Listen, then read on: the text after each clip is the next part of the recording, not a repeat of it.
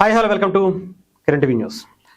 ఆంధ్రప్రదేశ్లో జనసేన పార్టీ బలం ఎంతో ఎలా ఉంటుందో పవన్ కళ్యాణ్ గారి ఆరా ఎలా ఉంటుందో మనందరికీ తెలుసు.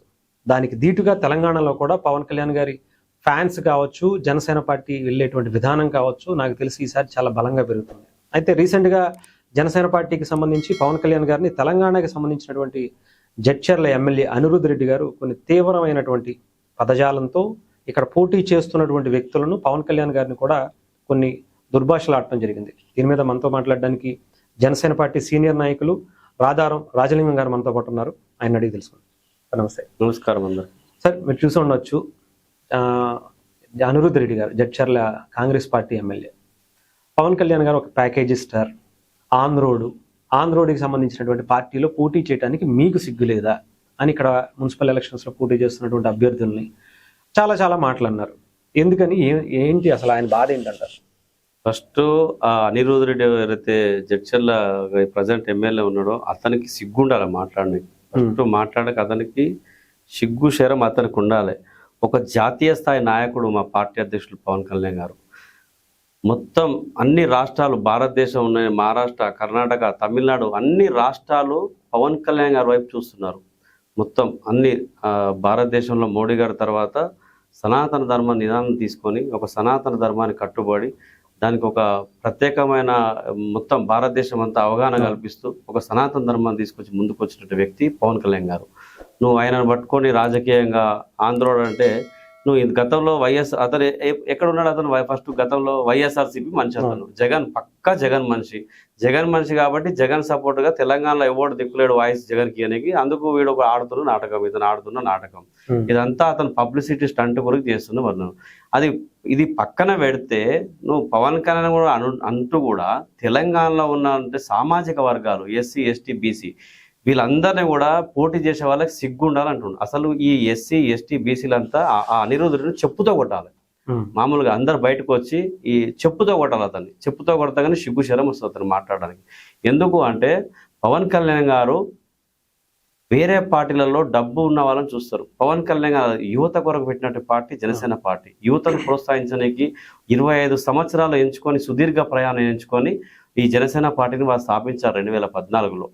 ఆ 2014 నుంచి కూడా వారి ఆలోచన విధానం అంతా అంటే ఇప్పుడున్న ఏదైతే రాజకీయ పార్టీలు చేస్తున్న విధానాన్ని మార్చే దిశలో ఆయన ప్రయత్నం భాగంగా చేస్తూ వస్తున్నాడు ఆయన. అందులో భాగమే ఈరోజు కింది స్థాయికి ఎవరైతే కింది స్థాయి ఎస్సీ, ఎస్టీ, బీసీలు ఉంటారో వాళ్ళకే మొదటి స్థానంలో పెడతారండి. మేము కూడా బీసీలం, మాకు కూడా ఎంతో ప్రాధాన్యత ఇస్తాడు. ఇట్లా తెలంగాణలో మేము బీసీలమే, మేము ఆయన వెన్నందు ఉండడం ఎప్పటి నుంచో 2014 కాదు, అప్పుడు 2008 నుంచి వాళ్ళతో జర్నీ చేస్తున్నాం మేము. వారు ఒక నీతి నిజాయితీ గల వ్యక్తి. నరేంద్ర మోడీ అంత దేశ ప్రధాని నరేంద్ర మోడీ గారు ఆయన అప్రిషియేట్ చేస్తారు.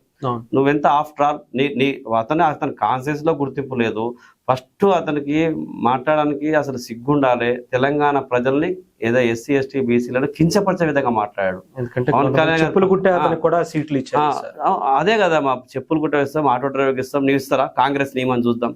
అదే వాళ్ళ కాంగ్రెస్ పార్టీని అధిష్టానం ఏమని పీసీసీ ఉన్న వాళ్ళకి ఇప్పిమని చెప్పు, ఒకరిని ఇప్పిమని చెప్పు. అసలు మొన్న కూడా నేను అతను మీడియాలో చూసిన, అతని సొంత గ్రామం ఏదైతే జడ్చర్ల సంబంధించిన గ్రామంలో, ఆయన సొంత గ్రామంలో ఒక పార్టీ నుంచి మహిళ గెలిచారు. అక్కడ మహిళ గెలిచారు.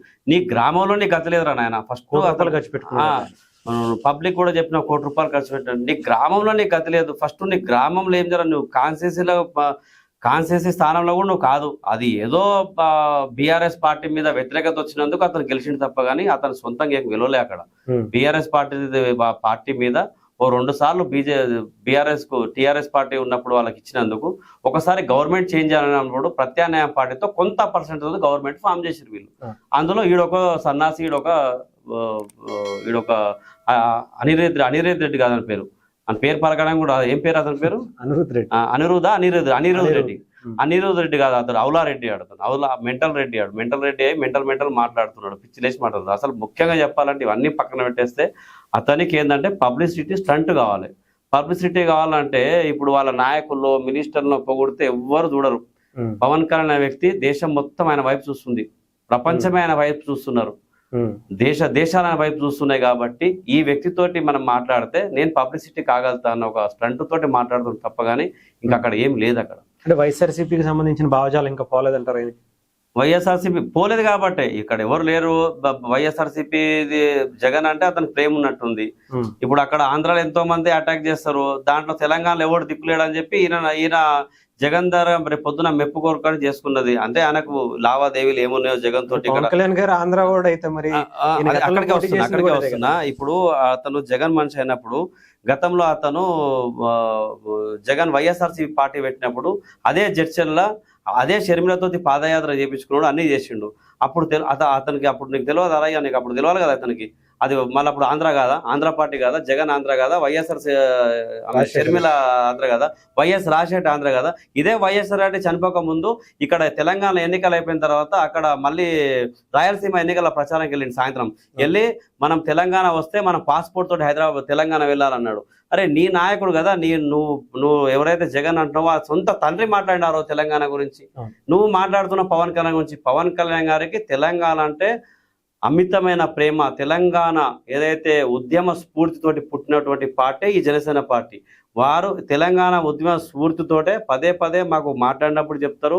ఈరోజు పార్టీ పెట్టడానికి గల ఆయనకు ధైర్యం చేయడానికి కూడా తెలంగాణ పట్టుదల, తెలంగాణ పట్టిమ, తెలంగాణ ఉద్యమ స్ఫూర్తితోటే జనసేన పార్టీని స్థాపించారని చెప్తారు.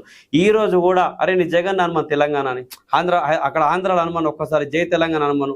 మా పార్టీ అధ్యక్షుడు గారు పవన్ కళ్యాణ్ గారు ఈ రోజు కూడా ఆంధ్రప్రదేశ్ లో ఏ కార్యక్రమం చేపట్టినా ఫస్ట్ తెలంగాణను స్ఫూర్తి తీసుకొని స్మరించుకొని తెలంగాణ వాదాన్ని ఎత్తుకొని వారు ప్రసంగాన్ని మొదలు పెడతారు. అక్కడ అతను జగన్ మాట్లాడతాడా?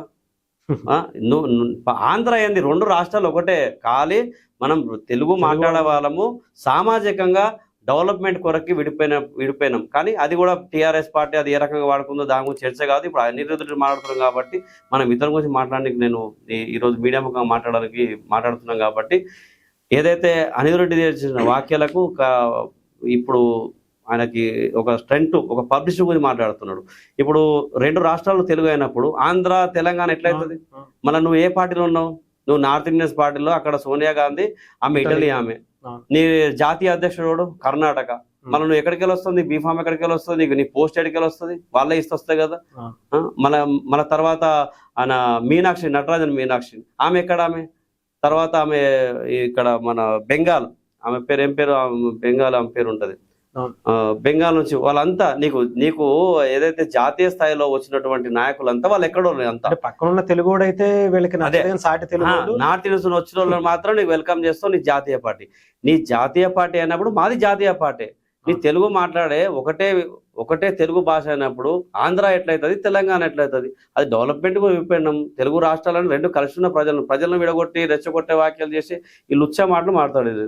ఈ లుచ్చా మాటలు మాట్లాడేది అది ముఖ్యంగా నీ పాటలు ఇప్పి మోదుల బండోనికి, చెప్పులు కుట్టడానికి, ఆటో డ్రైవర్కి నీ పాటల టికెట్లు ఇప్పి మా పార్టీ అధ్యక్షులు ఇస్తాడు. ఇచ్చి ఒక చైతన్యపరచడం వాళ్ళంటూ రావాలంటాడు, వాళ్ళకి సపోర్ట్ చేయాలంటాడు.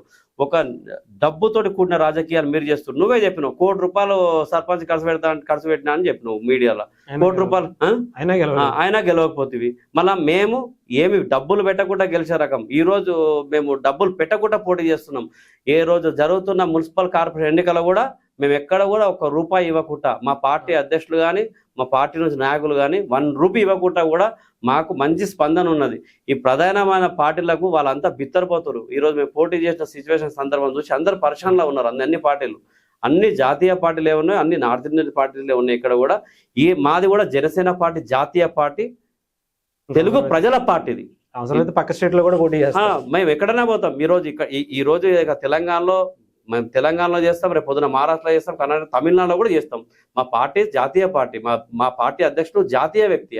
ఆయనకు అన్ని దేశాలు వెల్కమ్ చెప్తున్నాయి, రాష్ట్రాలు వెల్కమ్ చెప్తున్నాయి. అక్కడ తమిళనాడు కానీ కర్ణాటక కానీ మొన్న మహారాష్ట్రలో కూడా వెల్కమ్ చెప్పి అక్కడ కూడా విజయం సాధించిన వారు వెళ్తే ఇవన్నీ కనబడతలేవు. అతనికి సిగ్గు లేకుండా మాట్లాడుతున్నాడు. సిగ్గు అసలు చెప్తున్నా కదా, బీసీ ఎస్టీలు ముందుకు వచ్చి అతను అక్కడ ఆ గ్రామాలు ఉన్నారో వెళ్ళదీయాలి. ఇప్పుడు ఈసారి కంపల్సరీ ఆ గ్రామం కాన్స్టిట్యున్సీ కూడా గెలవడు. మనం చూసినాం మొన్ననే. జడ్చర్ల నుంచి ఏమన్నా చేయొచ్చా? తప్పకుండా చేస్తాం. ఆడి మీద కంపల్సరీ నిలబెడతాము. అతని మీద ఫస్ట్ సిగ్గు శరం ఉండాలి. నిలబడినా కానీ నువ్వెవరు అసలు తెలంగాణ ప్రజలకు? నువ్వెవరు? పవన్ కళ్యాణ్ పోటీ చేశారంట. మన చంద్రబాబు నాయుడు ప్రొడ్యూసర్ అంట, లోకేష్ ప్రొడ్యూసర్ అంట. అరే బాబు, ఆయన సొంత డబ్బులు సినిమా చేసిన డబ్బులు కోట్లాది రూపాయలు. నాకు తెలిసి ఆయన సొంత డబ్బులే ఒక 100 కోట్ల రూపాయల దాకా ఆయన కౌలు రైతులకు అక్కడ ఇచ్చిండు. నీ కాంగ్రెస్ పార్టీలో ఎవడన్నా తెలంగాణలో ఇచ్చిండా? ఎవడన్నా తెలంగాణ ఇచ్చిండా? తెలంగాణలో ఎవరన్నా మీ సొంత డబ్బులు కనీసం నీ జీతం ఇస్తున్నారా బాబు? నీ గ్రామంలో నీ జీతం వచ్చిన జీతం నీకు ఏదైతే పుణ్యాకు నువ్వు ఏం చేస్తాలో ఉత్తకి మీడియా మాట తప్ప నీకు ఏదైతే జీతం వస్తుందో అవన్నీ వస్తున్నావా? ఇప్పుడు కూడా ఈ రోజు కూడా ఆయన సొంత జీతంలోకి వెళ్ళి ఉన్న పైసలన్నీ కింది స్థాయిలో ఎవరైతే గరీబులు ఉంటారో ఆయన దృష్టికి వచ్చేటి కొన్ని చేయలేని పని ఆయన జీతం మొత్తం కూడా ఈ రోజు కూడా ప్రజలకే వస్తున్నాడు. చిన్న మొన్ననే చూసినాం, ఒక స్టూడెంట్ ఎవరో తల్లిదండ్రులు చనిపోతుంటే కూడా నా జీతం నుండి నేను వాళ్ళకి ప్రతి నెల 5,000 రూపాయలు ఇస్తాడు. నువ్వు చేస్తున్నావు ఇలాంటి పనులు చేయి. ఫస్ట్ ప్రజలకు ఏదైనా సేవ చేయ కార్యక్రమం చేయి. ఆయన క్షేమం కొరకి ఎప్పుడు ప్రజాసేవలో ఉండడానికి ఈ జనసేన పార్టీ ద్వారా ఆయన ముందుకు వచ్చి ఈరోజు ఎన్నో కార్యక్రమాలు చేస్తున్నారు. రైట్ అన్న, ఏదేమైనా కానీ చూద్దాం మరి. ఆయనకి అంటే తెలంగాణ అనే కాదు, ఆంధ్ర అనే కాదు, ఎక్కడైనా సరే పోటీ చేసే హక్కు మన రాజ్యాంగం ఇచ్చింది. అదే ఆయనకి రాజ్యాంగ పదవిలో ఉండగా మరి ఆయనకి తెలిసి కూడా ఇలా మాట్లాడడం అనేది కరెక్ట్ కాదు. థ్యాంక్ యూ అన్న. Thank you.